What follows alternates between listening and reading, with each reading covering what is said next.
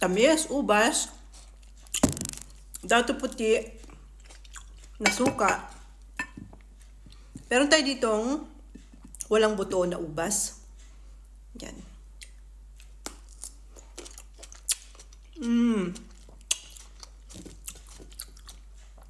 Tsaka itong kulay green. Medyo matamis na maasim.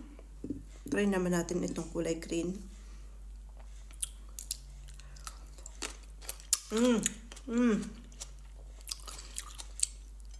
Totoo ba na bawal sa buntis ang ubas?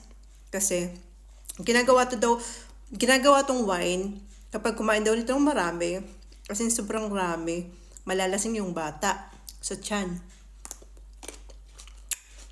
Kaya bawal siyang kainin. May nagsabi lang naman sa akin.